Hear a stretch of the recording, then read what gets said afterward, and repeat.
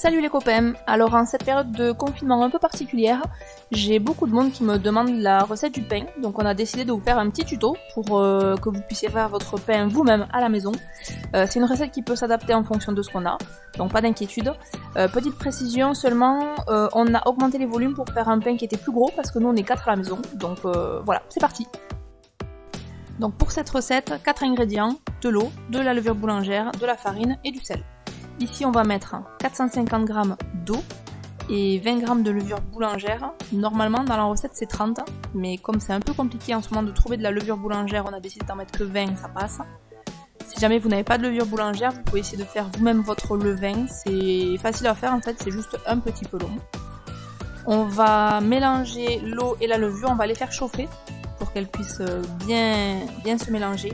Si vous n'avez pas de robot qui chauffe, vous pouvez le faire sur le feu, mais il faut surtout pas que ça boue. Il faut juste que ça se mélange correctement.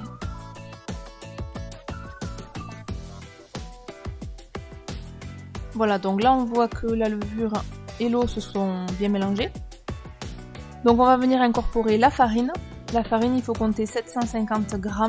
Donc moi ce que je fais, c'est que je divise en deux, je mets 375 g de farine normale et 375 g de farine aux céréales. Et ensuite, on va venir ajouter 12 g de sel. Le sel, attention, il faut le mettre à la fin, il faut éviter qu'il soit en contact avec la levure parce que ça peut potentiellement empêcher le pain de lever correctement. Et ensuite, on va venir pétrir tout ça 10-15 minutes, vitesse 1 ou 2 en fonction du robot que vous avez. Surtout pas vitesse max, hein. Le but c'est pas de mettre de la farine partout dans la cuisine. Et c'est parti.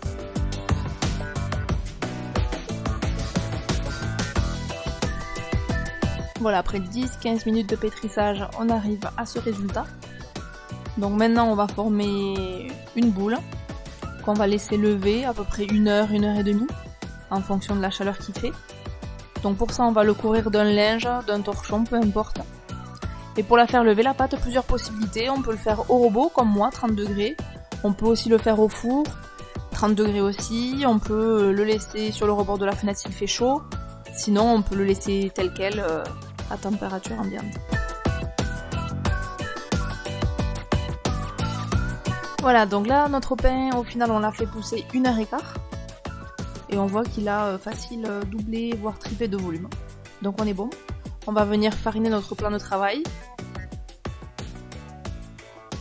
Et on va récupérer notre pâte à pain pour qu'on puisse la façonner ensuite en boule.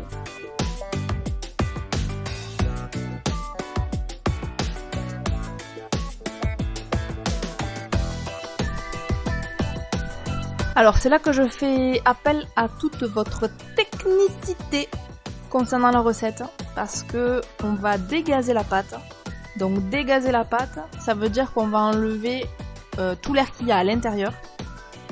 Plus vous allez laisser d'air dans la pâte, plus votre mie sera aérée et aura donc des trous. Donc après, ça c'est en fonction de chacun. Moi perso, j'aime bien me faire des tartines, donc des trous dans la mie, c'est pas top. Donc je dégaze pas mal pour que ma pâte et ma mie soient bien denses. Et ensuite on fait prendre la forme qu'on veut au final. Moi la forme elle sera plutôt ovale parce que mon contenant est plutôt ovale. Donc on va mettre notre pâte dans notre récipient qui est donc ovale, c'est bien, vous suivez. On va aller humidifier la pâte. Donc le but c'est pas de la noyer, hein. On va juste l'humidifier, ça va permettre de rendre notre croûte encore plus gourmande croquante. Ensuite on va venir entailler la pâte. Donc là je laisse libre cours à votre imagination. Moi je préfère rester classique. Par contre n'hésitez pas à bien entailler parce qu'une fois au four, la pâte va regonfler à nouveau. Et ensuite un petit coup de farine. Pour le plat, bien évidemment, on choisit un plat qui a un couvercle qui passe au four. On va enfourner au four, alors four froid, très important, 240 degrés pendant 1 heure. Et là les copains, le kiff que vous aurez quand vous ouvrirez le couvercle et que vous entendrez la croûte crépiter. Bon appétit!